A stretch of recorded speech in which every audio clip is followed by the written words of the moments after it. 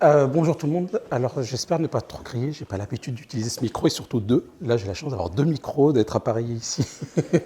Donc voilà, je sais pas encore comment me déplacer avec tout ça. Mais ça fait un peu TED Talk. Donc il faut juste que je gère ça. Non, là non, c'est là. J'ai tout ici. Je suis plus fort? Oui.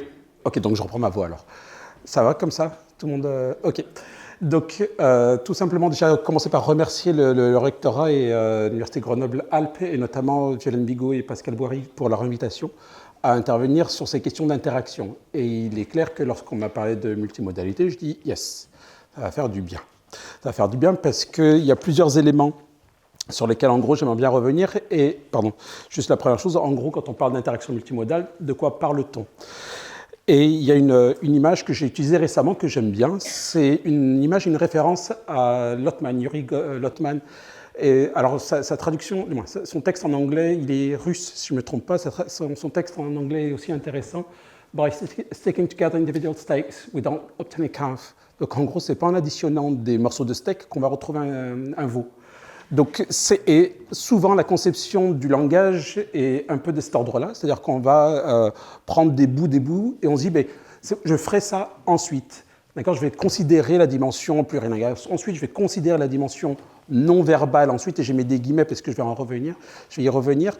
Alors que finalement, c'est un tout. Donc, tout comme le langage, et notamment les travaux d'un courant qui s'appelle la sémiotique sociale, envisage le langage comme un tout, les interactions constituent également ce tout-là. Et je vais commencer par cet exemple-là. Alors, il y a ces inscriptions. Je vais montrer la petite vidéo. Ah oui, il n'y a pas de pointeur. Donc, l'idée, c'est de voir que finalement, l'intervention de cette enseignante, elle n'est pas... on peut difficilement dissocier tout ce qui a été mis en place pour comprendre ce qu'elle a essayé de dire. Ensuite, qu'est-ce qu'on voit? Rachel, qu'est-ce que tu vois sur cette image-là? Tu peux faire un peu plus une phrase un tout petit peu plus longue que chien. Qu'est-ce que tu vois? Je vois un chien. Ah, super, merci. Oui. On est dans un contexte du PE2A, unité pédagogique pour élèves allophones arrivant au collège. Et on a cet enseignant qui interpelle une élève de niveau très élémentaire. Vraiment, ça faisait peu de temps qu'elle était en France, donc niveau A0. Et elle essaie de lui faire produire ce qu'est une vraie phrase, donc un sujet, un verbe, un complément, mais avec tout ce qui renvoie à l'imaginaire de la vraie phrase, toujours avec un sujet, un verbe, un complément. Et on s'aperçoit que son intervention, elle va mobiliser plusieurs types de ressources. Si on ne fait qu'écouter ce qu'elle dit, il manque des informations très, très importantes. Sur le fait qu'elle s'appuie sur un petit visuel qui est l'exercice avec lequel ils sont en train de travailler, sur le fait qu'au tableau, il y a déjà des éléments qui restent une trace pour les élèves, sur lesquels ils peuvent toujours s'appuyer. Sur le fait que, je ne vais pas revenir sur l'analyse de ce geste-là, d'ailleurs je parlais avec Nissa de la notion d'espace gestuel, je ne vais pas revenir dessus, mais c'est le fait que ce qui est intéressant, c'est qu'elle dit une toute petite phrase, un peu plus de mots. Et on s'aperçoit qu'il y a une contradiction entre ce tout petit qu'elle essaie d'avoir et cette phrase qui est censée être un peu plus longue. D'accord ? Et le fait qu'à la fin, elle a, sur le plan prosodique, c'est-à-dire que l'élève vient de dire « je vois un chien ». On est bien d'accord que si on prend du recul sur cette phrase, c'est hyper basique. D'accord ? Mais comme tout enseignant, dès qu'un élève fait une phrase, on se dit « yes, enfin il a fait la phrase ». Ah, super. Et alors il y a d'autres travaux, je ne pense pas que je vais les présenter ici, où on voit la différence entre différents contextes, entre le type de félicitations. Et dès qu'un élève qui a fait cet effort de produire une phrase, tout va être amplifié. On va faire un clin d'œil, on va sourire, on va faire un pouce levé. Et en plus, la prosodie, ah, super. Alors on est bien d'accord que c'est juste une phrase. D'accord ? Mais il y a besoin d'encourager les élèves sur cela. Donc on voit que l'intervention de l'enseignant s'appuie sur toutes ces ressources et il est difficile de dissocier tout ça.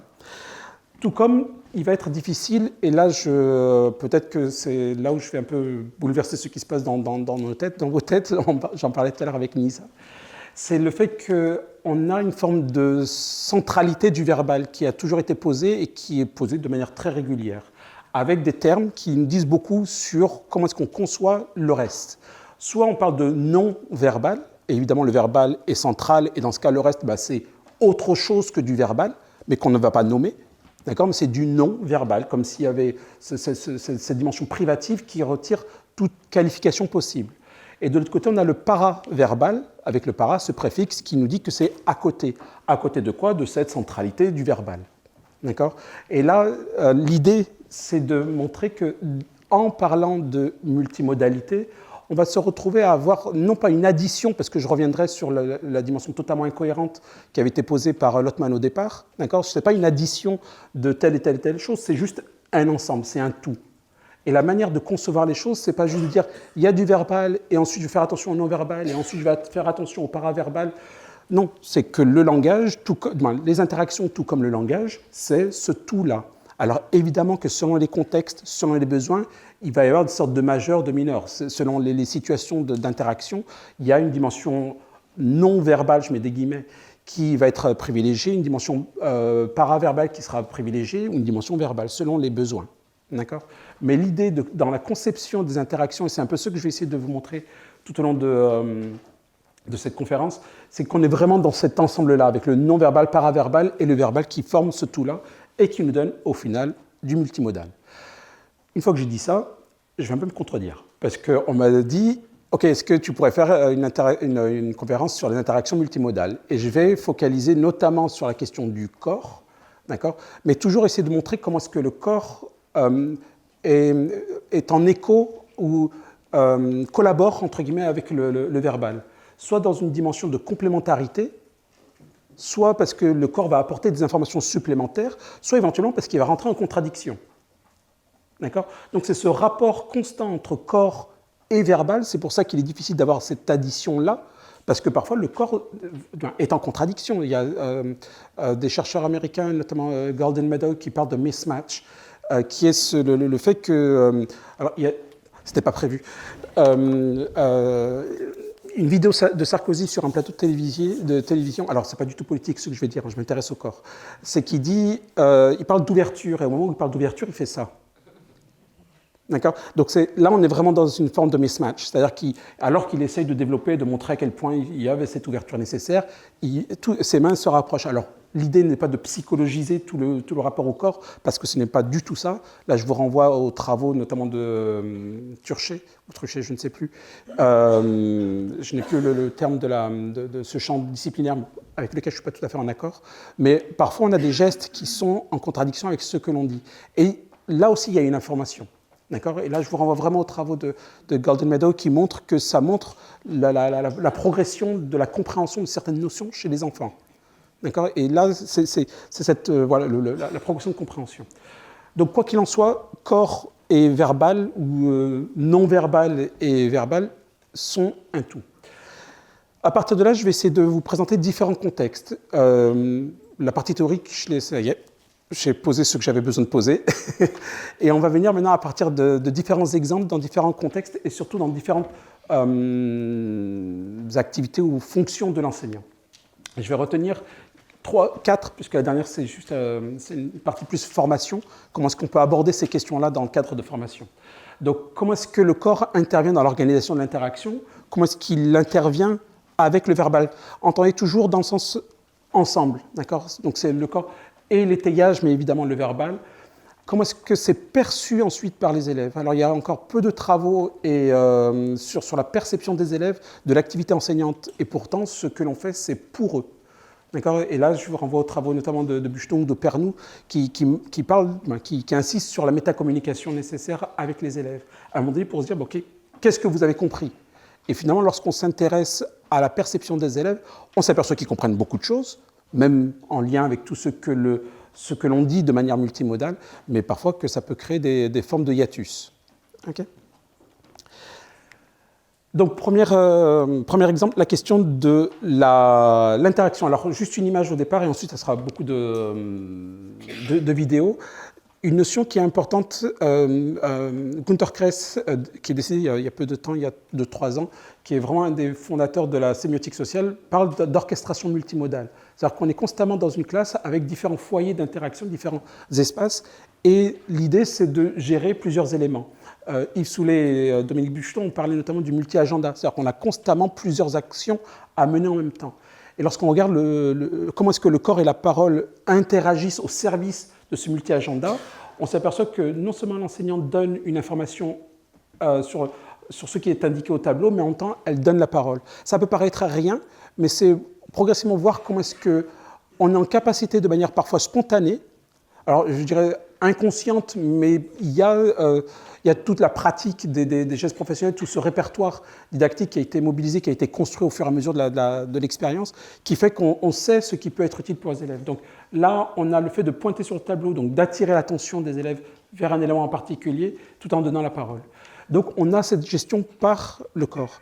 Ce que j'ai essayé à un moment donné de montrer, c'est finalement qu'on n'est pas simplement en train de gérer des différents foyers d'interaction, mais de manière assez magique, parce que les enseignants, de manière générale dans la classe, ont une forme de pouvoir, c'est celui de se dédoubler, de se démultiplier, d'accord, pour pouvoir interagir avec chaque élève, pour pouvoir faire comprendre à chaque élève que finalement, on est en interaction avec lui ou avec elle, et que ce qu'il ou ce qu'elle dit va nous intéresser au premier chef.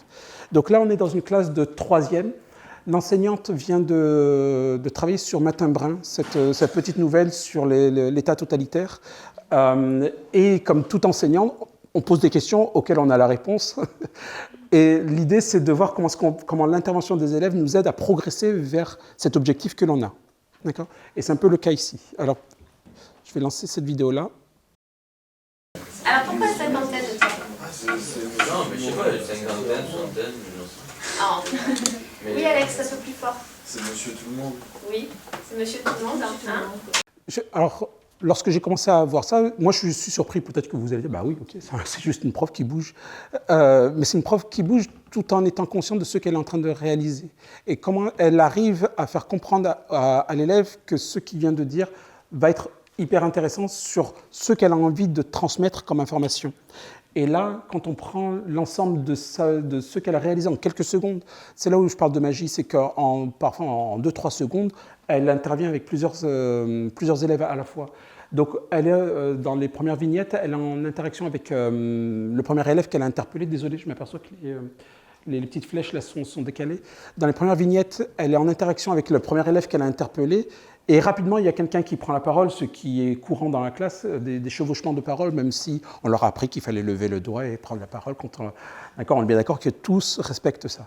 Et presque tant mieux qu'ils ne le respectent pas, parce qu'il y a des éléments qui apparaissent, qui surgissent, et on a cette capacité, et même les étudiants encore aujourd'hui sont toujours surpris que je suis capable d'entendre ce qui s'est dit à droite à gauche. Et on développe cette compétence-là, et là, c'est ce qu'elle montre. C'est-à-dire qu'elle a entendu une phrase qui l'intéressait, elle le regarde, elle lui dit « Attends, je reviens vers toi », parce qu'elle sait très bien que ça va être utile pour ce qu'elle a à dire. Donc, on a cette capacité, finalement, cette forme de don d'ubiquité que j'ai personnellement appelée l'ubiquité co-énonciative, parce qu'on est véritablement interlocuteur avec plusieurs personnes, avec le corps et avec la parole, et elle revient vers le second élève par la suite au service de sa progression pédagogique. On va changer de contexte en étant dans une classe de maternelle où on a une enseignante à droite qui est entendante, c'est une classe de maternelle avec des élèves sourds, certains appareillés et parfois avec d'autres troubles ou d'autres difficultés même sociales. L'enseignante est entendante, elle est professeure elle est maître E. Elle a appris la langue des signes de manière autodidacte, elle s'est formée et elle a voulu intervenir dans ce type de public. Donc là, elle travaille sur la numération avec ses élèves. L'élève que vous avez à droite, à un moment donné, refuse de rentrer dans les apprentissages tels qu'ils ont été proposés par l'enseignante. Elle a juste envie de colorier. Elle aime bien les couleurs, elle veut changer de feutre. Or, le fait de changer de feutre fait changer la fonction de l'usage de la couleur. Non. 6 roses. Non, Shainez. Tu te trompes. J'en veux 6 roses. Après, tu changes de couleur. Maintenant, tu en entoures 6 roses. Tu as choisi le rose. Tu gardes le rose. 6 roses. Regarde.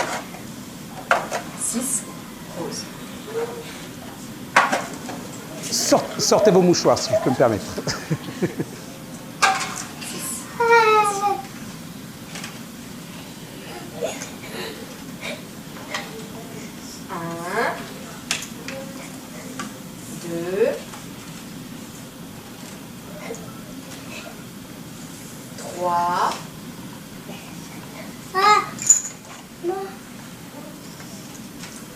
4,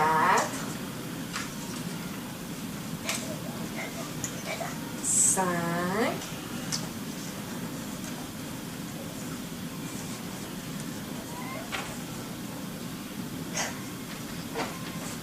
6. Fini. Oui,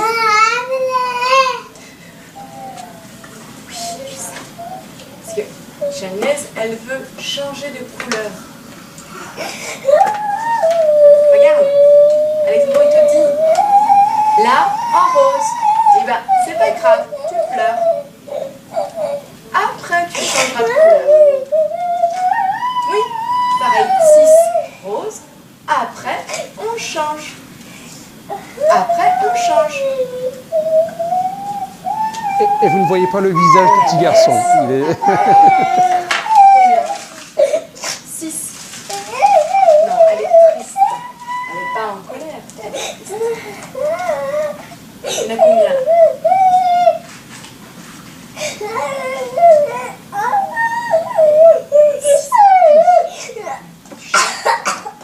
Maintenant, tu changes de couleur. Maintenant, tu changes. Regarde. Maintenant, il change. Il a entouré 6 roses. Maintenant, il change. Et ben, c'est pas grave. 2, 3, 4, 5, 6. À toi. 6.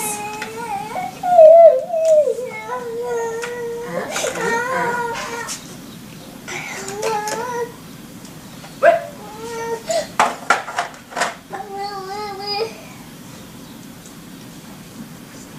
Pareil, 6 bleus.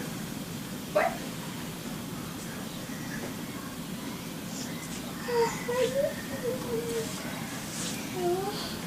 Oui, vas-y. C'est fini? 6? On regarde?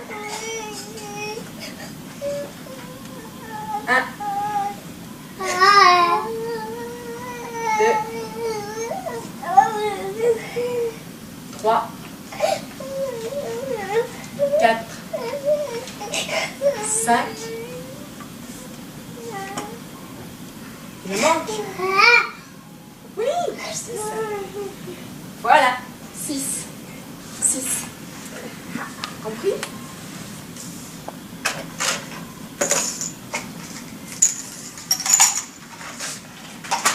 Il est où? Là. Mehdi. Tu cherches le 6.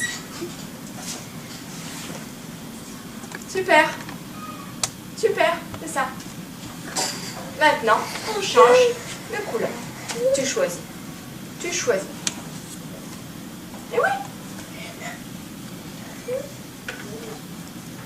C'est bien. C'est l'extrait qui sera le plus long parce que ça a duré, je crois, 2 minutes ou 3 minutes, cette résolution de problème. Et l'idée était de voir évidemment comment ça s'est produit. On a cet élève évidemment qui souhaiterait juste utiliser une autre couleur parce que ça lui fait plaisir de changer de couleur, et l'enseignante qui tient bon. Ce qui m'intéresse, c'est comment est-ce qu'elle fait pour tenir bon tout en étant, c'est pour ça que le titre c'est le rôle du corps dans la bienveillance. Parce qu'on pourrait se dire, elle est méchante cette enseignante, l'autre est en train de pleurer à chaudes larmes et elle laisse quand même. Et finalement, elle la laisse sans la laisser. Elle a au moins 2 stratégies pour lui dire, je suis toujours avec toi. C'est lorsqu'on regarde les diapositives, on a alors cet élève du milieu qui va devenir une forme d'assistant de l'enseignant, qui va essayer de faire comprendre à l'élève qu'en gros, il y a une démarche à retenir et que finalement, c'est nécessaire pour aller au bout de l'activité et que ce n'est pas grave, qu'à un moment donné, elle changera de couleur. Donc, il y a cette enseignante-là, cet élève-là. Ce qui m'intéresse, c'est l'enseignante ici. C'est qu'on va s'apercevoir notamment sur la fin la question de la boîte de feutre, une chose, et deux, la posture qu'elle va tenir. C'est-à-dire que pendant un temps, elle est face à l'élève qui a le plus de difficultés, qui est sur sa droite. Et à un moment donné, elle va orienter son corps, tout en continuant à travailler avec cet élève-là. À un moment donné, il y a une position un peu inconfortable. La manière, moi, que j'ai eue d'interpréter cela, c'est toujours cette fameuse ubiquité, cette capacité à être avec plusieurs personnes à la fois tout en maintenant les interactions. C'est-à-dire qu'elle est toujours en interaction avec cet élève qui a besoin de cet accompagnement individualisé, tout en montrant à l'autre élève qu'elle est disponible. Une autre manière de dire qu'elle est disponible, c'est cette fameuse boîte de feutre. une notion. Alors parfois, je m'amuse à donner un exemple. Alors désolé pour l'exemple, mais c'est celui qui est peut-être le plus parlant et que tout le monde connaît au moins. J'ai vécu, pas nécessairement, vous allez comprendre pourquoi, c'est l'épissotière. L'épissotière pour hommes, parfois, pour aider ces messieurs à savoir uriner là où il faut, il y a des pissotières où on voit des mouches. D'accord? Et que font ces messieurs? Ils visent la mouche. Et donc, on est dans ce que des chercheurs américains, alors j'ai oublié, il y a Thaler, et j'ai oublié son collègue, appellent le nudge. Donc, en gros, c'est une manière indirecte d'obtenir ce qu'on veut obtenir. D'accord? J'ai pris l'exemple de la pissotière. Vous regardez la plupart des péages, quand vous prenez les voitures, vous avez un clapet de plus en plus. D'accord? C'est une manière de vous dire, pas de nous forcer à le faire, mais d'utiliser de plus en plus de sans contact. D'accord? Donc moi, bon résistant que je suis, je lève toujours le clapet. Pour ne pas être contraint, finalement, de manière douce, à utiliser le sans contact. Et là, c'est ce qui se passe. C'est-à-dire qu'elle s'apprête à retirer la boîte de feutre. Je ne sais pas si vous avez fait attention, elle suspend ce geste-là et elle la remet. Elle ne la remet pas là où elle était, elle la remet à portée de bras. Donc en gros, elle laisse. Et si ça avait été trop loin, alors je ne vais pas faire de la recherche fiction, mais est-ce que l'élève aurait, comme ça, fait l'effort supplémentaire pour aller chercher le feutre? Peut-être, parce qu'à un moment donné, elle était fatiguée de s'apercevoir que son enseignante était plus têtue qu'elle. Mais il y avait cette facilité, elle rendait plus facile l'accès au feutre. D'accord? Donc elle encourageait, il y avait ce fameux nudge, alors je ne sais pas comment ça a été traduit en français, je ne sais pas d'ailleurs si ça a été traduit, qui rendait cette décision finale et la résolution, qui va faciliter la résolution de la situation un peu conflictuelle en quelque sorte. Parlant de conflit, c'est là où on s'aperçoit que lorsque les enseignants, alors je parle des enseignants, mais de manière générale, il faudrait vraiment penser à la question du corps pour tous les acteurs éducatifs. D'accord? C'est un peu je terminerai dans la conclusion sur ça, sur que la question de la formation devrait s'appliquer aussi bien aux ATSEM qu'aux principaux, qu'aux CPE, qu'aux proviseurs, voire au corps d'inspection, parce que à partir du moment où il y a interaction, quelle que soit la personne, il y a cette question, que fait le corps au moment où je prends la parole, au moment où j'interviens avec des enseignants. Donc cette question-là, elle est pour tout le monde. Là, en l'occurrence, c'est dans le cadre de la classe. Et lorsqu'il n'y a pas de formation à la question du corps, on s'aperçoit qu'il peut créer ou alimenter les montées en tension. Donc là, on est dans un établissement REP+, c'est une vidéo qui a été récupérée, sur laquelle on a travaillé avec mes collègues Christina Romain et Véronique Ray, une vidéo qui est tirée du site de l'IFE Néopass. C'est pour ça que les visages ne sont pas floutés, ce n'est pas ma vidéo, il y a eu l'autorisation vraiment de tout le monde. On a une enseignante d'histoire géo qui termine le cours et un élève considère qu'il a fini. D'accord? L'élève qui est tout en bas à droite. Okay? Et à partir de là, il y a un échange qui va s'instaurer et on va voir finalement ce qui se passe dans cette montée en tension, que finalement, elle n'est pas que verbale. L'axe qu'avaient pris Christina Romain, Claudine Moïse et Nathalie Auger notamment sur ces questions de montée en tension, c'était finalement que fait le corps que cette montée en tension, elle est nécessairement multimodale. Et donc, qu'est-ce que le reste nous dit de cette montée en tension? Alors, je sais pas, on va demander au reste de la classe. À votre avis, quand on a copié comme ça, est-ce qu'on peut sortir? Waouh, c'est gros. Avec moi. En plus, On sort il te reste avec plein ça. d'éliminants. Non. J'arrive à lire, moi. Donc, Alors, Bonaparte donne-moi ça. devient... Donne-moi ça. Je sais lire. Allez, moi, je me Tu bats. recommences. Non, je me bats. Pardon? Moi, je me casse. Non, mais je me bats. C'est que j'allais avec les noms, je ne fais rien du tout. Bah, t'avais qu'à écrire Mais correctement c'est rien du du tout. premier coup, hein? Je ne fais rien du tout. J'en ai rien à faire. Tu vas voir si tu réécris rien Non, du je tout. ne sais pas. Si. Non, Si. non. Donne ton cahier, Kevin. Tu te dépêches. Donne ton cahier. Tu sortiras pas. Regardez-moi là. Madame, Tu sortiras pas.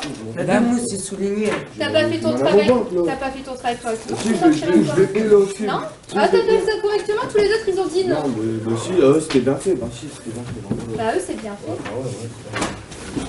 Tu sortiras pas. Non. Moi, je vais être trop Tu t'assois. Non, non, tu sors. Tu t'assois. Non, tu sors. Tu t'assois. Tu ne sors pas. Dégage, Romain. Yamine, s'il te plaît, pardon. Va t'asseoir. Moi aussi, je prends rien, je crois. Va t'asseoir. Tu te dépêches. Va t'asseoir. Donc tu vas pénaliser tout le monde alors. Toi tu sors pas, les autres ils sortent pas, c'est ça? Oui, mais je vais te dire ça. On va sortir d'ici avec 10. Hey, tu reprends ton sac demain, quoi. Demain, si tu mets ça dans ton Putain, sac, mais on va tu me le pas rends sortir. demain. Hein, je peux laisser mon truc ici? Tu ouvres la porte. La clé de celle-là? Ouais. Et après, on y va. Romain, tu ouvres la porte et vous sortez. Tu viens ici. Non, non, non, non, non, non, non. Hop, allez. Non, bah, tiens. Tu ne sors pas. Hé, Moi aussi, je sors. tu vas me chercher quelqu'un. Va chercher quelqu'un. Alors, l'idée, j'ai oublié de le dire dès le départ, n'est pas de juger les enseignants, qu'on soit bien d'accord. C'est l'enseignant, j'aurais peut-être fait la même chose dans cette situation-là, peut-être d'autres aussi. Donc, il n'est pas question de juger, mais c'est de comprendre comment est-ce qu'on en arrive là à un moment donné. D'accord ? Je préfère quand même le poser, parce que voilà, n'est pas de dire que c'est une mauvaise prof ou une bonne prof, on n'en est pas là, en quelque sorte. Ce qui m'intéresse ici, c'est qu'est-ce qui fait qu'à un moment donné, on soit arrivé à cette montée en tension, et j'ai coupé la fin où il y a l'enseignante crie véritablement dans l'autre salle en disant tu ne sors pas. Voilà, elle hurle. Donc on en est arrivé là. Et lorsqu'on regarde finalement ce qui s'est passé dans les échanges, il y a d'abord l'utilisation. Alors dans un autre travaux, j'ai failli mettre des exemples, mais ça faisait encore trop.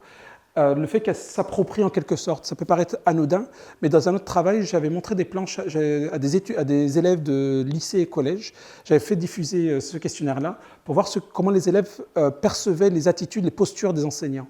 Et beaucoup d'élèves répondaient que là, en gros, et ils utilisaient le terme territoire de l'élève. D'accord ? Et parfois, on a tendance à oublier que l'enseignant, la table, tout comme le bureau de l'enseignant, c'est son territoire. Et tout comme il y a peu d'enseignants, voire pas d'enseignants, qui autoriseraient un élève à poser des choses sur le bureau, ben, un élève, c'est sa table. D'accord ? Et là, en plus, il y a cette appropriation de son matériel. D'accord ? Donc le fait de montrer, le fait de s'apprêter à arracher une feuille, d'accord ? Et c'est là où il y a la rupture avec le rapport avec l'élève. Donc on a cette première appropriation territoriale. On a ensuite l'enseignant qui va se poser comme une double forteresse. C'est-à-dire qu'on a la porte qui est fermée, mais en plus elle pose son corps. Et donc c'est un peu une forme de provocation en disant « si tu veux sortir, tu dois passer sur mon corps ». D'accord ? Et donc elle va s'imposer à l'élève par la posture qu'elle tient et qu'elle tiendra jusqu'au bout. Ce qui est intéressant dans la deuxième vignette, c'est la réattribution. Alors, je vais tout à l'heure évoquer la notion de proxémie, donc tout ce qui relève de l'espace, la gestion de l'espace. Et je ne sais pas si on voit encore l'image. L'élève est situé en bas à droite. D'accord ? Lorsqu'elle lui dit « tu vas à ta place », sa place ne se coupe, on ne sait pourquoi, c'est au fond de la classe. D'accord ? Alors que l'élève a respecté tous les codes du contrat doctoral, non, du contrat didactique, du contrat didactique qui est qu'il dit avoir fini, il range sa chaise, d'accord ? Et à aucun moment donné, lorsqu'on regarde vraiment de manière fine, c'est-à-dire vraiment à la milliseconde près, son corps est dans l'évitement constant. Il a les mains dans les poches, il est en retrait, même sur le plan énonciatif, et là je vous renvoie vraiment à l'article qu'on avait publié avec Christina et Véronique. Sur le plan énonciatif, il s'impose sur le plan énonciatif, il dit je. L'enseignante évite. Elle évite sur le plan énonciatif, mais en revanche, sur le plan corporel, elle est absolument dans cette imposition-là. Elle est constamment dans le on ne fait pas ça, on ne fait pas ça, mais jamais elle assume ce qu'elle présente face à l'élève. Et lui, il est toujours en retrait pour éviter cette confrontation-là. Il évite la confrontation et on s'aperçoit que finalement, elle est physiquement dans ce rapport. Au moment où donc, le fait qu'elle se réapproprie sa table, le fait qu'elle gère son territoire, c'est-à-dire que c'est sa classe, dans des entretiens avec des enseignants, la classe, c'est chez moi, c'est mon territoire. Donc en gros, je réattribue les places que je veux au moment où je veux. Et là, c'est ce qui s'est passé dans la deuxième vignette. Et dans la dernière, on a ces... Alors, je n'ai pas mis toutes les vignettes, mais elle attrape l'élève. Alors, elle fait attention, elle pince les... Elle comprend qu'il y a quelque chose qui ne va pas, mais elle le fait quand même. Elle pince le manteau pour le retenir, mais à un moment donné, on est vraiment dans la confrontation physique tout à la fin. D'accord? Donc, c'est pour ça, je ne sais pas si vous levez la main ou... Tout le monde sait qu'il est filmé à ce moment-là. Est-ce qu'il y a un jeu? Peut-être. Ça fait partie, ça reste un point d'interrogation dans toutes les analyses que l'on fait, dans la question de... Juste petite parenthèse par rapport à votre intervention, est très juste. Quand on filme, il y a toujours le fait qu'à un moment donné, ça va dénaturer, je mets des guillemets, hein. Il y a ce qu'on appelle le fameux paradoxe de l'observateur, où on espère avoir du naturel au moment où on est présent. D'accord? Donc oui, il y a peut-être une sorte de mise en scène. Pourquoi pas? Dans l'économie, en gros, globale des interactions, à un moment donné, on peut également opposer l'idée qu'il y a du naturel qui revient. Et dans ce qui s'est passé là, je n'ai pas l'impression, mais on peut discuter sur cela, hein, je n'ai pas l'impression qu'il y ait eu comme ça tout un jeu de rôle autour de « je vais exagérer ». Je suppose que si ça avait été exagéré, l'élève aurait fonctionné autrement. Il n'aurait pas dit, à l'inverse, il serait mis en scène face à ses camarades, comme moi je tiens tête à l'enseignant, pas simplement sur le plan verbal, parce que c'est ce qu'il fait. Verbalement, il tient tête, mais tout en respectant le contrat didactique. Mais vous avez tout à fait raison, lorsqu'on filme, il y a toujours cette hypothèse qui est, est-ce que ce que je filme, c'est ce qui se serait passé sans moi? On ne le verra jamais. D'accord, c'est le principe du chat de Schrödinger, ceux qui sont forts en physique. Alors moi j'ai été bluffé que les atomes puissent vivre autrement, qui d'un seul coup fonctionnent autrement lorsqu'on les observe. Parce que moi je connaissais ça en sociolinguistique sur le paradoxe de l'observateur. D'accord, on ne verra jamais. Ici, quelqu'un qui veut observer comment j'interviens, je vois les caméras, j'ai les micros. Mais spontanément, je n'ai pas encore dit trop de bêtises, mais me connaissant, si je dois m'en donner rire ou dire une bêtise, je l'ai dit avec les pissotières, je suis allé au maximum pour une conférence. Mais il y a le naturel qui revient quand même. Mais vous avez raison, il y a toujours ce doute-là. Ma foi, on fait avec quand on fait des recherches sur le terrain et lorsqu'on filme, on part du principe qu'il y a une part de vrai, je mets des guillemets, dans ce que l'on filme. Mais on ne peut pas, voilà, on n'aura jamais la vérité. Quoi qu'il en soit, il y a quelque chose, c'est là où je disais l'absence de formation. Je ne dis pas que si elle avait été formée au rôle du corps dans l'interaction, elle n'aurait pas fait tout cela. Parce qu'à un moment donné, il y a ce qui est spontané dans l'échange, ce qui est imprévu et qu'on gère comme on peut, avec l'expérience que l'on a, avec le caractère que l'on a et la mentalité que l'on a. Donc il y a des éléments comme ça personnels qu'on ne peut, je pense, qu'on ne pourra jamais ou rarement évacuer de toute pratique enseignante. Et c'est aussi avec cela que l'on doit composer. Et une formation, peut-être qu'elle aurait eu cette conscience-là, sur ce qui est en train de se jouer au moment où elle se positionne. Personnellement, plus je travaille sur le corps, plus j'ai conscience de ce que je fais avec mes mains, ce que je fais avec mon corps. Comment est-ce que le message, comment ça pourrait être interprété? Parce qu'au départ, il y a ce que je pense transmettre, mais au fur et à mesure, je ne suis plus, entre guillemets, il y a une sorte alors, je ne suis pas schizo, mais je sors de mon corps pour voir comment est-ce que je fonctionne et comment est-ce que ça pourrait être interprété. D'accord ? Plus on est formé sur le corps, plus on est plus en réception de ce que l'on fait, et non pas simplement en production. D'accord ? Et c'est important de voir comment est-ce que ça peut être perçu. Okay ? Pardon, je manipule plus. Sur les autres exemples, on va passer au rôle de l'étayage au rôle de la multimodalité dans l'étayage. Et on va se situer dans un autre contexte qui est un lycée professionnel, avec deux exemples. On a cet enseignant, donc professeur de français et d'espagnol. Le premier exemple, c'est l'espagnol. Il travaille sur je ne sais plus quelle région du Mexique et quel texte lié à la mythologie mexicaine. Et dans l'autre exemple, c'est en français, il va mettre les élèves en groupe. Alors je m'excuse dès à présent sur la mauvaise qualité du son dans l'autre exemple, parce que je n'ai pas eu l'intelligence, contrairement à ici, d'avoir des micro-cravates. Donc il m'a fallu, moi, écouter et réécouter pour comprendre à peu près ce qu'il a dit. Il y a peu de chances que vous entendiez, donc il faudra que vous me croyiez. D'accord. Mais dans le premier, vous allez pouvoir entendre. Donc, un oficio, donc un métier, un sinónimo en espagnol de oficio. Un trabajo. Un trabajo.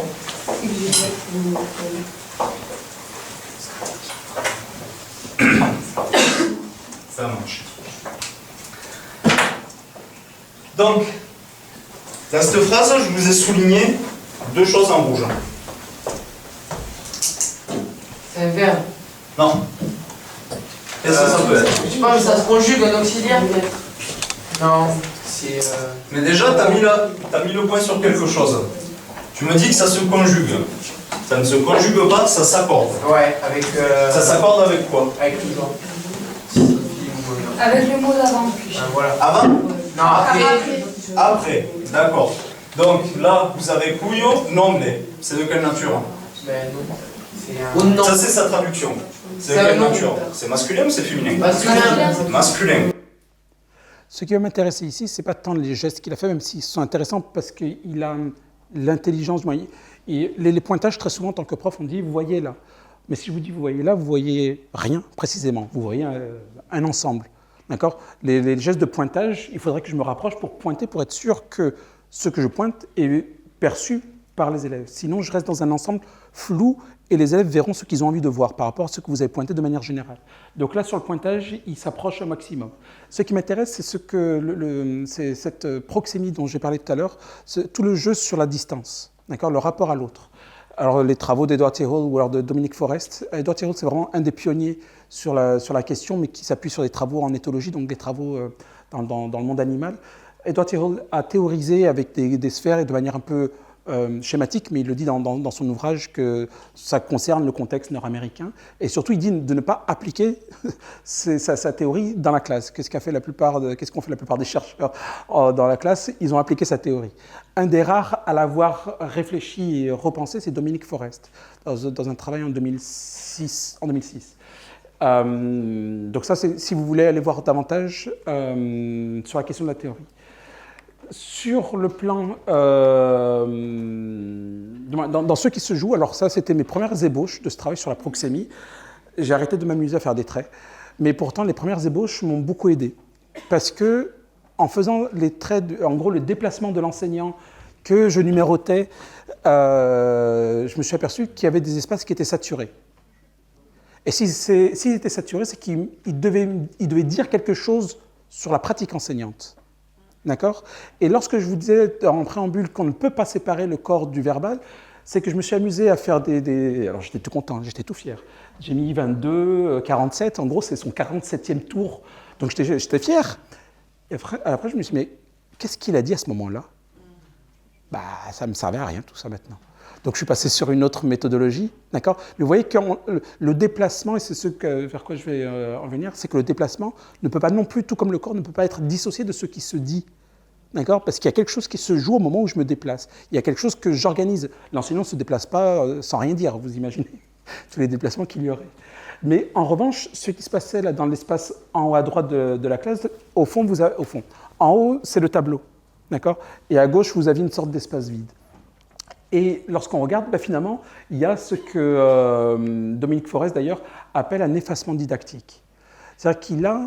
je n'ai malheureusement pas pu faire l'entretien avec cet enseignant, mais j'allais dire, il a ce réflexe, je ne sais pas jusqu'où c'est conscient, mais de laisser l'espace pour que les élèves soient confrontés directement au savoir, entre guillemets. C'est-à-dire que l'enseignant, d'un seul coup, n'est plus le filtre ou l'intermédiaire, le passeur entre les élèves et le savoir qui est symbolisé par le tableau, mais il va progressivement se mettre du côté des élèves.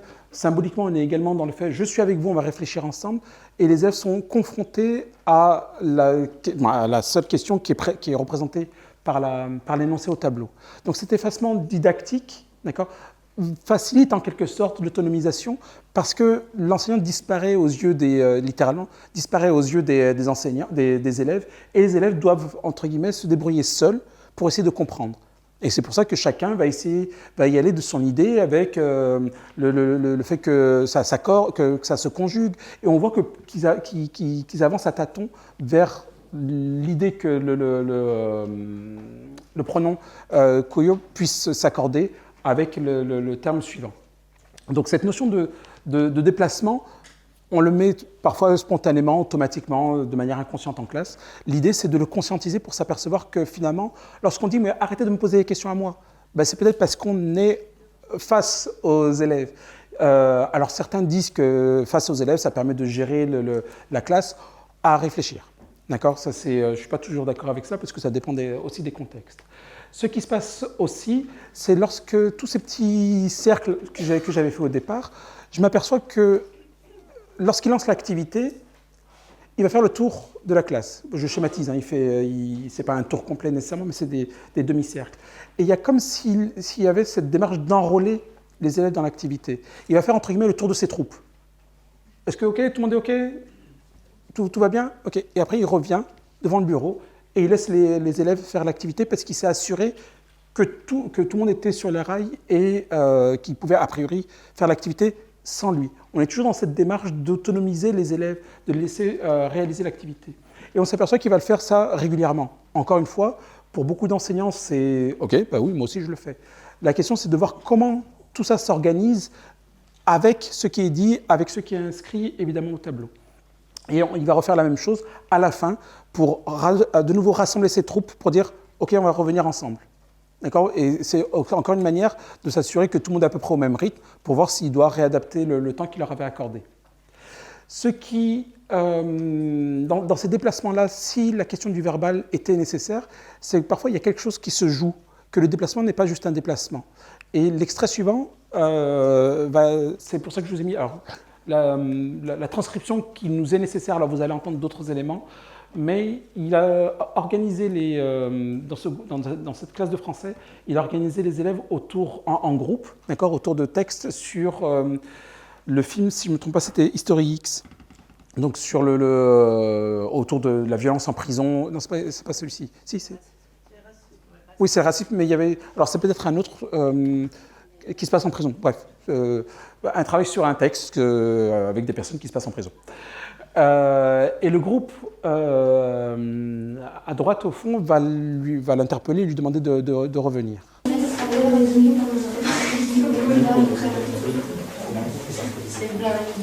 Les parasites, les ennemis.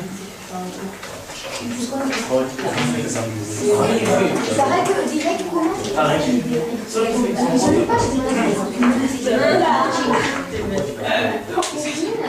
La peur des noirs,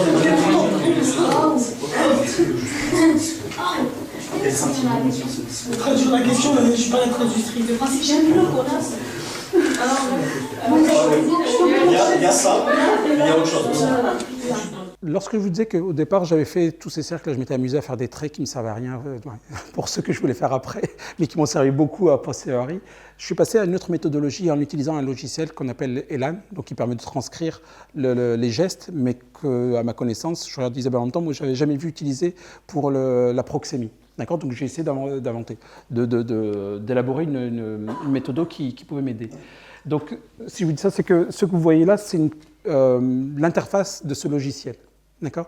Ce logiciel m'intéressait parce qu'on peut voir la coïncidence, la synchronie entre ce qui se dit et ce que le corps réalise en quelque sorte. Et donc, ce que vous voyez en rouge, c'est le déplacement. Et lorsque j'ai regardé la transcription, je me suis dit, c'est marrant ça. Il intervient, alors vous avez cette... Oui, mais dans les chiffres, j'étais content, alors 20, ça n'a plus d'intérêt, mais là, je retrouvais le 20e déplacement. Mais je savais ce qui se disait au moment où il se déplaçait. Et ça m'a interpellé qu'il commence un énoncé au moment où il se déplace. Mais qu'est-ce qui se passe à ce moment-là?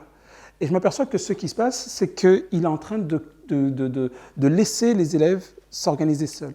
À nouveau, on est dans une forme d'autonomisation des apprentissages. On sait très bien que si on reste à côté des élèves vont continuer à lui poser des questions. D'accord? Et on aura beau leur dire « Faites, c'est bien, mais continuez seul ». Et si on est à côté, ça sera « Alors monsieur, c'est OK, c'est bien, peu importe ». Et là, progressivement, il va poser des éléments, il va relancer les élèves, il va leur donner quelques indices, et au fur et à mesure, il va s'éloigner. D'accord? Et dans ce déplacement-là, et c'est là où ça devient intéressant, parce que le déplacement devient une forme contribue à la pratique de l'enseignant. Ce n'est pas juste un déplacement pour aller d'un point A à un point B, il y a quelque chose de la pratique enseignante qui se réalise à ce moment-là. Donc on s'aperçoit que travailler l'autonomisation avec les élèves, ce n'est pas juste leur donner des activités et partir, c'est comment progressivement on leur fait comprendre qu'on n'est plus là. D'accord, si je ne me trompe pas, c'était Mérieux qui avait dit, que j'avais lu dans un ouvrage d'Astolfi, que l'enseignant, alors symboliquement, est censé disparaître, est censé mourir. Donc c'est ça. Et là, il disparaît progressivement, encore une fois, aux yeux des élèves qui doivent être confrontés à la fiche d'activité, mais évidemment à discuter entre eux et voir jusqu'où est-ce qu'ils comprennent ensemble, d'accord, sans l'enseignant. Alors, je ne sais pas du tout où est-ce que j'en suis en termes de temps. Hein. Alors, je suis en roue libre totale. Ne me dites pas qu'il reste 5 minutes, parce que non. Si? Ok. J'ai commencé en retard. Donc, je ne vais pas venir sur la partie théorique. Je vais montrer. Alors là, on est en UP2A, fin d'une leçon. Et l'enseignante écrit le mot balançoire au tableau, d'accord ? Et elle explique le principe du CCDI, qui pour elle, voilà, c'est les élèves qu'elle a au niveau A2, B1, donc elle considère que c'est OK, donc elle le dit en passant. Et il y a un élève qui l'interpelle. Devant ceci, pas de cédille. Devant AOU, cédille, pour faire...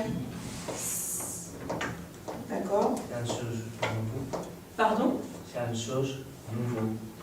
C'est une chose, alors, chose. Chose. Alors, z. Alors, voilà. Chose.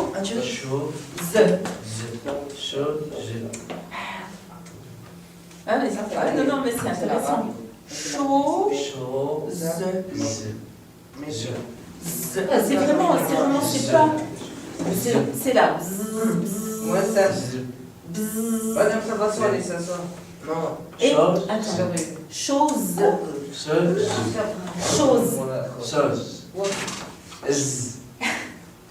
Voilà, on va y arriver, c'est ça. C'est presque ça. Voilà, chose.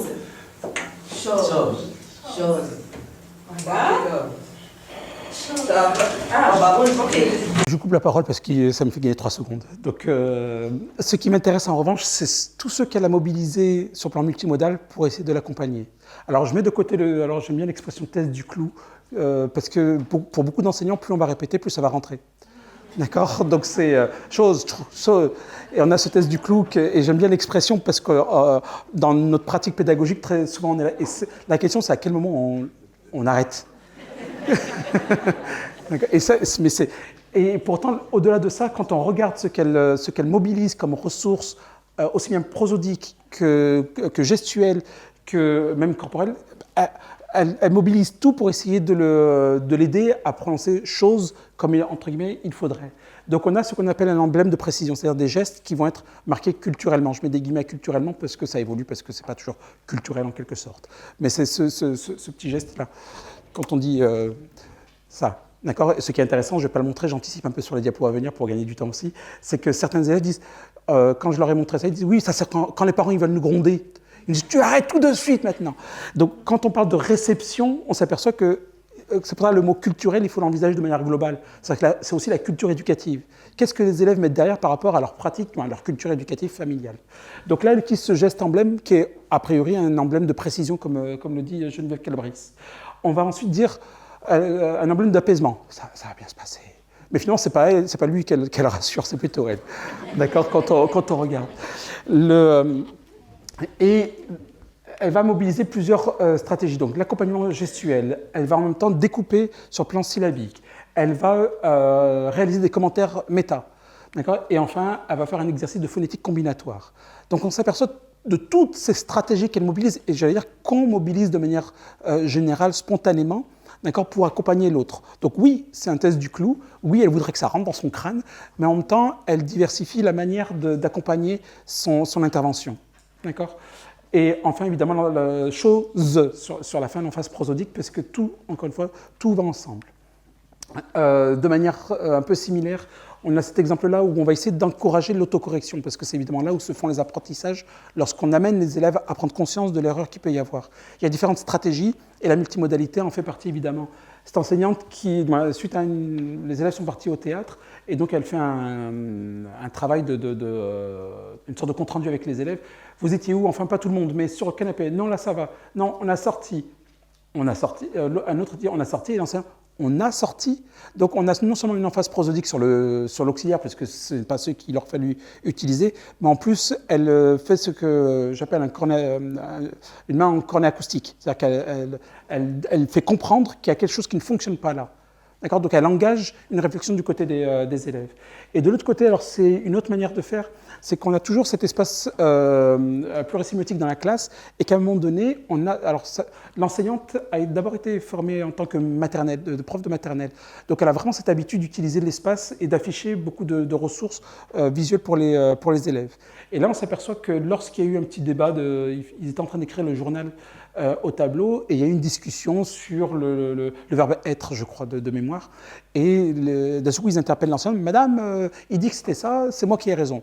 Et là, ce qu'elle fait, plutôt que de rentrer dans le débat avec les élèves, elle prend l'élève, elle le ramène vers un autre espace de la classe où il y avait une affiche. Donc on s'aperçoit, et parfois, l'exemple que je donne aussi à d'autres enseignants sur l'importance de la proxémie. C'est-à-dire qu'on a souvent ce réflexe, lorsqu'on a une classe, on demande à des élèves de se taire, on dit « S'il vous plaît, au fond, vous pouvez arrêter, s'il vous plaît ?» Et là, on s'est soi-même saboté son cours. Parce que d'un seul coup, on a des élèves qui disent « Mais c'est pas moi, mais non, c'est lui qui a commencé. » Et là, ça y est, on a perdu 10 minutes. D'accord? Alors que finalement, il suffit de se déplacer, d'aller voir les élèves, et de revenir. Il n'y a rien qui s'est passé. D'accord? Et là, on est sur le même principe. C'est-à-dire que parfois, un déplacement de quelques secondes permet d'économiser 10 minutes et surtout de ne pas perturber la classe. D'accord? Donc, ce jeu des déplacements, j'essaie de le montrer avec la dimension englobante et autonomisante du déplacement, mais dans la gestion des conflits, parfois, vaut mieux se restreindre aux personnes qui sont concernées. D'accord, plutôt que d'interpeller, parce que, encore une fois, je pense qu'on a, ou j'espère ne pas être le seul surtout, qu'on a eu cette expérience d'interpeller de loin, parce qu'on ne veut pas être, on est dans le flot d'explications, on interpelle de loin, et d'un seul coup, on a cette digression qui dessert notre enseignement plus qu'autre chose.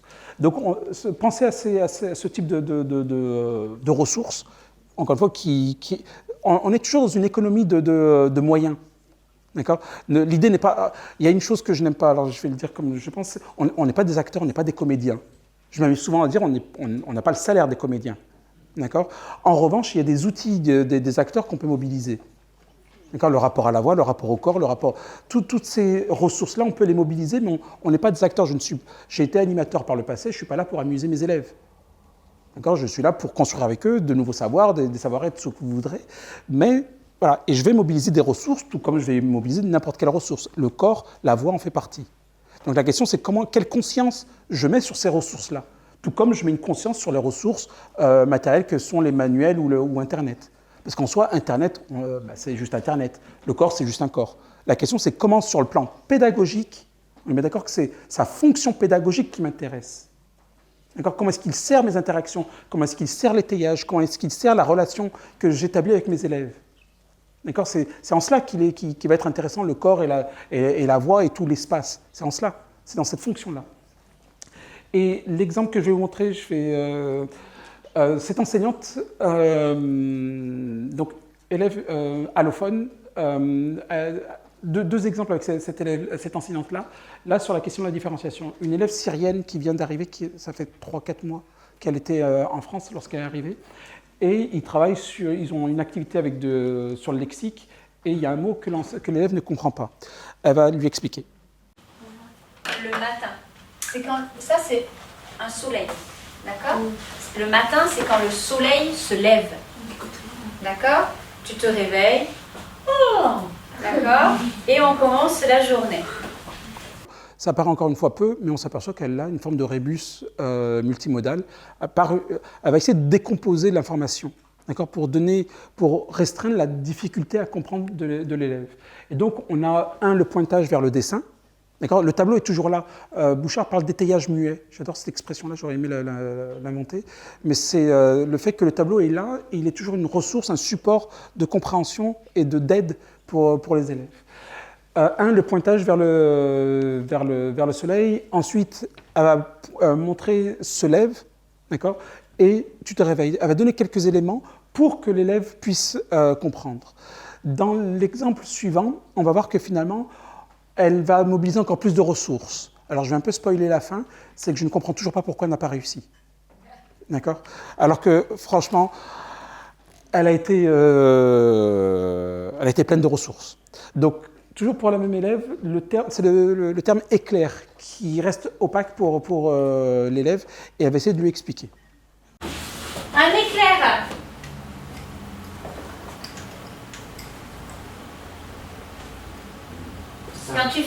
Quand il y a de l'orage, tu sais, et ça fait du bruit. Dans le ciel. Qu'est-ce que c'est ça? C'est pas? Un éclair? Non? C'est pas en arabe?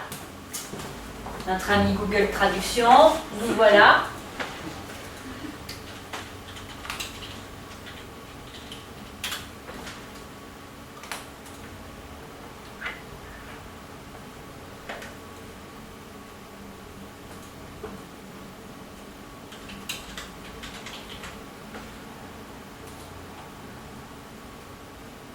برقة Attends.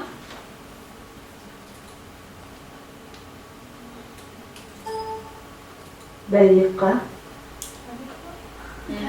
Tu l'as écrit aussi ici. Là. Non? Balai. Balai? Balai. D'accord. C'est froid? Ah, c'est pas tout à fait la même chose. Bon, mais peut-être qu'il n'y a pas d'éclair aussi, hein? Elle est dépitée. À la fin, elle dit bah, peut-être qu'il n'y a pas d'éclair en Syrie. Donc, mais, vous riez, j'ai ri, mais j'ai quand même regardé. Est-ce qu'en effet, c'est. Voilà. Mais à force, on ne sait pas. Mais lorsqu'on regarde ce qu'elle a mis en place, elle a mobilisé plusieurs types de ressources. D'accord? Il y avait le pictogramme de l'activité qui a été le support du travail. Le mot était écrit. Elle va ensuite dessiner sa représentation de l'éclair avec son nuage.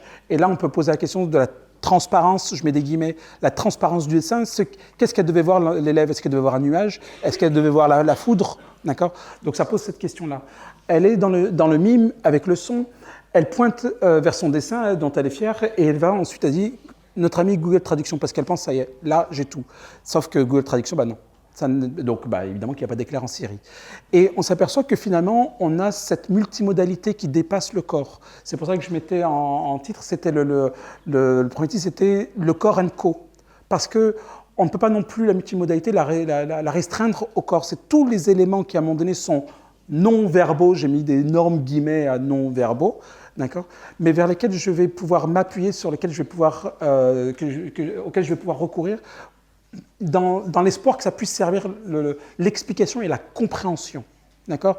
La compréhension, ces ressources-là, on ne peut pas non plus les limiter à la question du corps, et c'est pour ça que moi je parle d'un répertoire pantosémiotique. C'est comment est-ce qu'on va être en capacité à utiliser toute forme de ressources langagières de manière générale, c'est-à-dire ce qui relève évidemment du non-verbal dans le corps, mais les variations linguistiques, c'est-à-dire comment est-ce qu'on peut utiliser temporairement le langage des élèves, parce que c'est à partir de là qu'on va aller les récupérer pour les amener vers ce qu'on veut leur transmettre comme nouvelles notions, comme nouveaux termes, et évidemment passer par le répertoire plurilingue des élèves. Donc plutôt que de dissocier, parce qu'on retomberait sur la question des steaks et du veau, plutôt que de dissocier, de dire d'un côté on a multimodal, de l'autre côté on a le plurilinguisme, les variations linguistiques, ben finalement on a ce tout-là qui constitue simplement un ensemble de ressources pantosémiotiques dans lesquelles je ne sais pas que on va retrouver tous ces éléments qui sont au service des interactions, et encore une fois des interactions, de la compréhension de la relation interpersonnelle. Et au final, par rapport au schéma premier, on a certes les ressources vocales, les ressources iconographiques, spatio-temporelles ou corporelles, pardon, que j'ai évoquées, mais évidemment les ressources linguistiques avec tout ce que ça a de variation. D'accord? C'est malgré les travaux qu'il y a pu avoir d'ailleurs ici par Louise Daben sur la didactique de la variation, ou comment est-ce en gros quelle place on fait aux langues des élèves pour les amener vers le savoir que les programmes vers lesquels nous voulons les amener. Qu'est-ce qu'on fait finalement de cette variation-là en tant qu'enseignant? D'accord ? Est-ce qu'on la rejette, ce qui revient, comme dirait Cummins, à rejeter l'élève avec la langue qu'il parle, ou est-ce qu'on l'intègre ? Et dans ce cas, c'est une autre réflexion pédagogique qu'on doit mener. Okay ? Donc à chaque fois, c'est comment aussi bien la multimodalité que les ressources plurilingues sont mobilisées au service des apprentissages, de tout ce qu'on met en place. Quand je dis apprentissage, c'est aussi la relation avec les élèves, la question de l'atmosphère. Je vous renvoie, et peut-être Yves reviendra sur ça demain, cette notion de multi-agenda sur l'atmosphère, l'étayage. J'en oublie, Yves, tu m'excuses, hein, je ne l'ai pas directement en tête. Et je finirai sur ça, alors je ne parlerai pas de la formation, on pourra en discuter après, mais parce que je trouve important de voir ce que les élèves, comment est-ce qu'ils perçoivent ça, d'accord ? D'avoir le point de vue des élèves. Et ce sont des élèves qui ont fait partie des enseignantes, des classes des enseignantes que vous avez vues. Donc là, à gauche, vous avez des élèves allophones, à droite, des élèves de lycée pro, mais pas l'enseignant que vous avez vu, une autre enseignante avec laquelle j'avais également travaillé. Là, c'est de voir finalement comment est-ce qu'ils construisent du sens à partir de ce que l'enseignante dit et fait. D'accord ? Donc, l'enseignante expliquait, les deux sont hispanophones. Et en espagnol, on n'est pas obligé de mettre le pronom personnel. D'accord ? Et je crois que c'était cet élève-là, quand il faisait son journal, il y avait l'activité d'un journal, il parlait à l'époque, c'était les présidentielles avec François Hollande. Et donc, il fait une phrase en disant « dit que… il oublie « il dit ». Okay ? Ou on dit. Et l'enseignante essaie de faire la différence entre on et nous, d'accord, dans son explication. Et ils reviennent sur cela, les élèves. Elle dit, écoute, Karim, il, c'est en personne, c'est lui, c'est il, et on, c'est nous, avec des gestes, ou nous. On voit que nous, c'est comme ça. L'idée, c'est de voir que finalement, ils sont attentifs à tous les éléments. Parfois même, là, ce sont des élèves allophones, on dirait, ok, ils sont attentifs aux gestes, c'est normal, parce que c'est une ressource supplémentaire. Les élèves de droite sont des élèves français de lycée pro. Et le fait qu'elles se rapprochent comme ça de vous, parfois très proches, ben, ça nous met en confiance, on comprend mieux, parce que les profs qui sont loin, qui nous parlent, des fois on ne comprend pas, et quand il y a un peu de bruit et tout, on ne comprend pas trop. On sent qu'elles ne nous délaissent pas. Le fait qu'elle se rapproche comme ça de vous, c'est une difficulté. Elle nous met en confiance.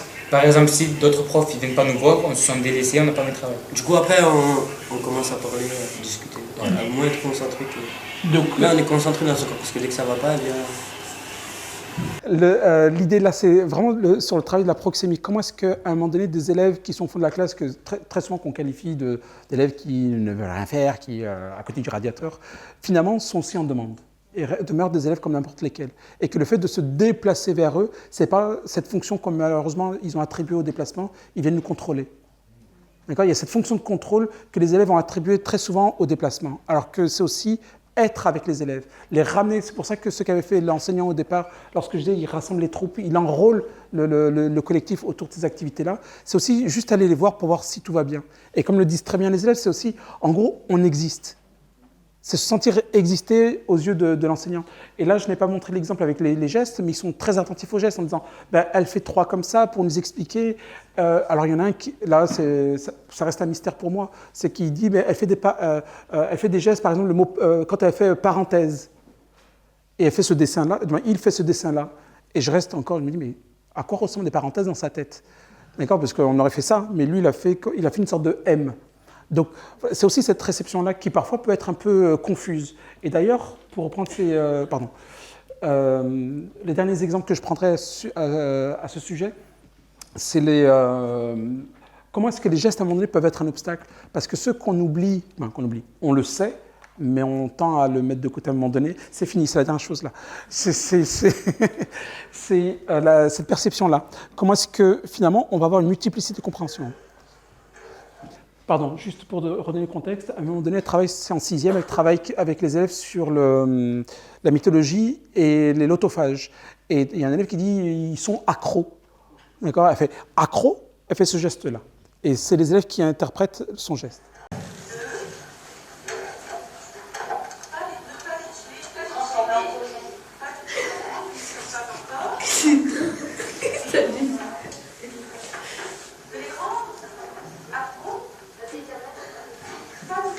Et là, quand elle quelqu'un qui a dit qu'on va 3, Elle a fait ça.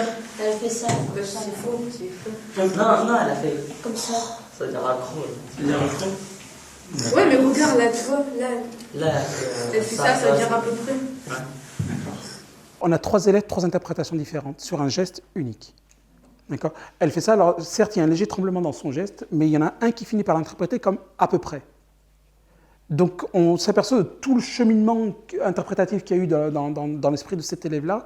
À un moment donné, il fait ces gestes-là. Alors, la qualité n'est pas terrible, mais il fait ces gestes-là. Elle fait ça, ça veut dire à peu près. L'autre qui fait comme ça. Ils ont cette réinterprétation.